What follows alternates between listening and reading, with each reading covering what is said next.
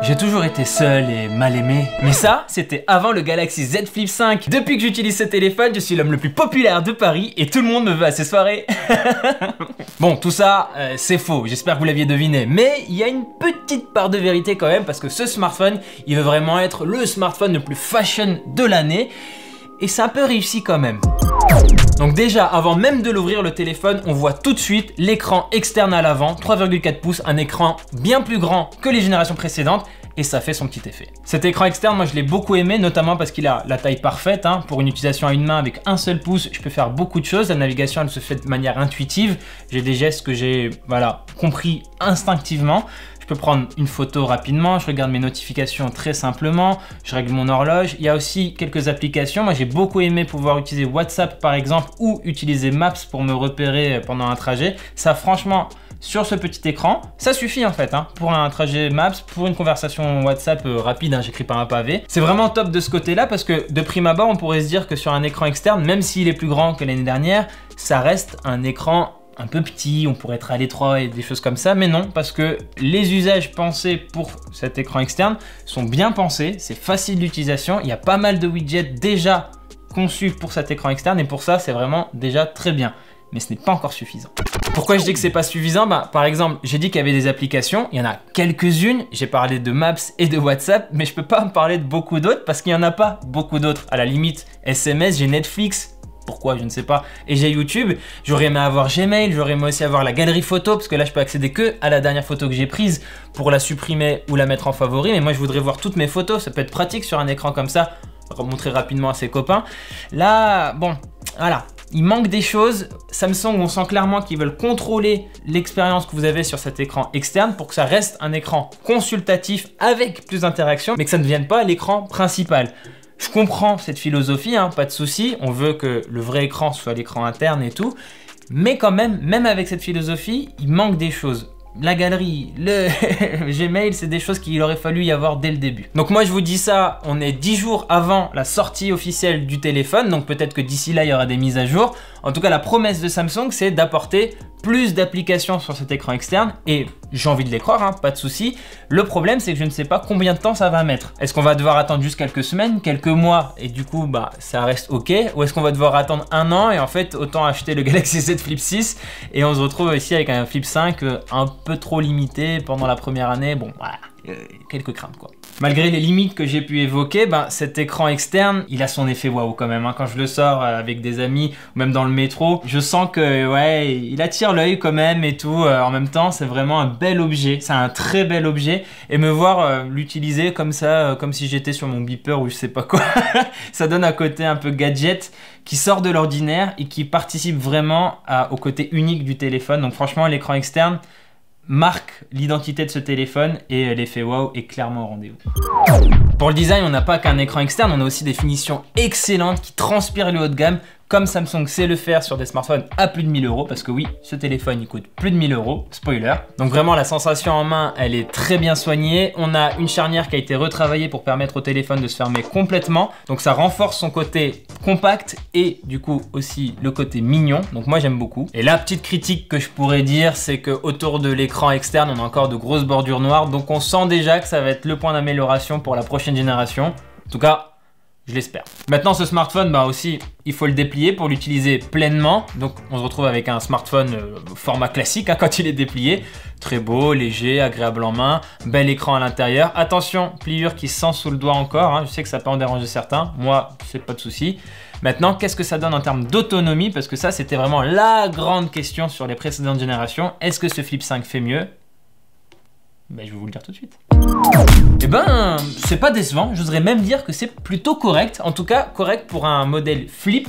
On sait qu'il y a beaucoup de contraintes, hein. On a une toute petite batterie, 3700 mAh, donc on peut pas faire non plus des miracles avec ça, mais quand même avec un usage mixte et relativement actif tout au long de la journée, vous arriverez à finir la journée avec, allez, peut-être 20-25% si vous l'avez vraiment bien utilisé, que vous avez utilisé les deux écrans et tout. Ce qui participe à cette autonomie correcte, c'est notamment le Snapdragon 8 Gen 2 qu'on trouve à l'intérieur, donc c'est une puce très haut de gamme, donc voilà, même si l'autonomie c'est peut-être pas la grande force de ce Flip, au moins vous avez un smartphone haut de gamme qui n'a pas à rougir niveau performance, vous pouvez faire des trucs de smartphone haut de gamme sur ce Flip. De ce côté là, vous êtes servi. Par contre, attention, si vous êtes un power user et que vous voulez un smartphone hyper endurant, bah ça, ce sera plutôt un iPhone Pro, un Fold, un S23 Ultra qu'il vous faudra.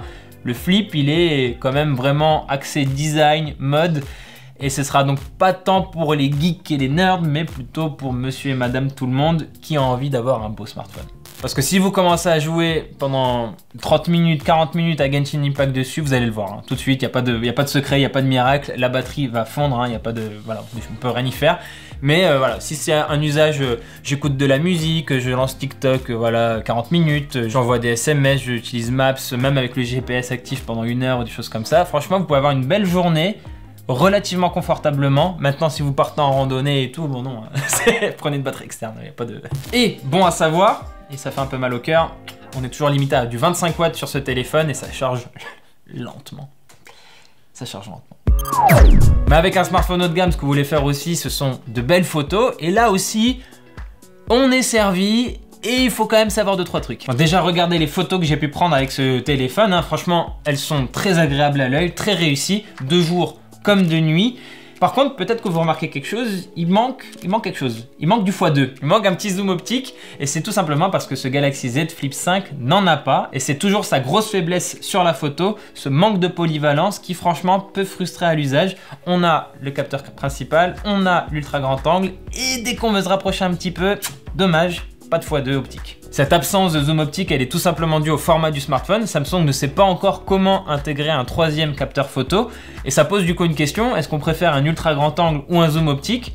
Je vous laisse donner votre avis dans les commentaires, n'hésitez pas. Moi perso, j'aimerais avoir tout, hein, pas faire de concessions, surtout sur un smartphone haut de gamme de Samsung à plus de 1000 €. D'autant plus que la grande force de Samsung normalement, c'est justement cette polyvalence photo. Et là, on a peut-être le seul smartphone haut de gamme Samsung qui n'a pas cette fameuse polyvalence photo.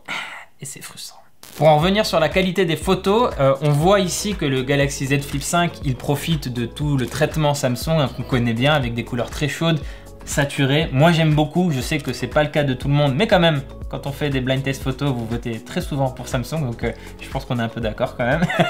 Et si on s'attarde un peu sur les détails, on se rend compte quand même qu'on est un cran en dessous de la série S23 par exemple, pas seulement parce qu'il n'y a pas de zoom optique, mais aussi parce qu'on a que, entre guillemets, des capteurs de 12 mégapixels alors qu'on a une configuration plus musclée sur la série S23. Donc sur ça, on sent qu'on est un peu en dessous et en même temps, on est quand même sur du haut de gamme, donc c'est pas trop ce qui m'a dérangé le plus. Mais par contre, pour les selfies, bah là, on a des photos vraiment quali parce que bah, on peut prendre les selfies avec les caméras externes et l'écran externe, comme ça, on se regarde, paf, selfie de beau gosse.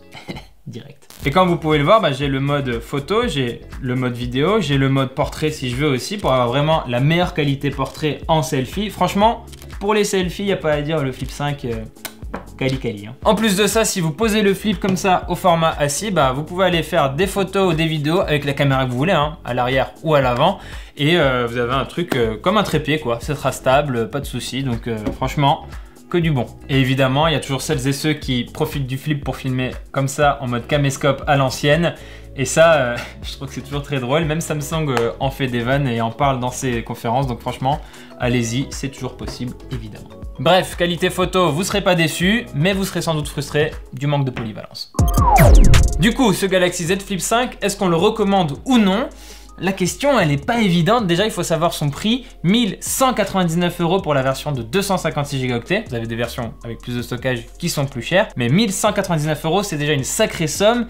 Est-ce qu'elle est justifiée? Est-ce que je peux vous le recommander? J'ai envie de dire oui, selon certaines conditions. Partant du principe que vous avez le budget pour, ce téléphone, il s'adresse à vous si vous aimez les smartphones fashion, compact avec un design unique et qui a un vrai effet waouh. Si vraiment c'est votre truc là, le smartphone, on le voit, on l'aperçoit. Il s'adresse aussi à vous si vous n'êtes pas ce qu'on appelle un power user, donc qui est tout le temps sur son téléphone, qui fait tout absolument avec son téléphone, mais que votre téléphone en fait c'est surtout un outil que vous utilisez tout au long de la journée sans non plus en avoir un usage très intensif. Pour ça alors vraiment vous allez vous y retrouver. Il s'adresse aussi à vous si comme moi cet écran externe vous vous projetez dedans pour des usages d'appoint mais confortable hein, parce qu'on a quand même grande diagonale et surtout que vous faites confiance à Samsung pour étoffer la liste des applications compatibles avec cet écran dans un avenir relativement proche. Ce Galaxy Z Flip 5 il s'adresse pas à vous si le rapport qualité-prix pour vous c'est un critère ultra important, parce que pour ce genre de performance on n'est clairement pas sur le smartphone le moins cher. Il s'adresse pas non plus à vous si vous voulez vraiment de la polyvalence photo, je le rappelle, il n'a pas de zoom optique. Et enfin, si vous voulez un smartphone avec une autonomie béton sur 2 jours sans se poser de questions, pareil, il faudra plutôt passer votre chemin. Dites-moi dans les commentaires vous dans quel team vous êtes, team Flip ou pas du tout team Flip, et je suis curieux de lire tout ça. Moi personnellement, clairement, ce smartphone, je pourrais l'utiliser sur le long terme, mais je serais quand même toujours un peu frustré par le manque de polyvalence photo. Par exemple, j'étais en voyage de presse avec Samsung en Corée, je vois un moment une belle pagode au loin avec la ville très moderne derrière, Séoul, machin et tout, je me dis ça fait un beau contraste, ça fait une belle photo, je veux zoomer dedans.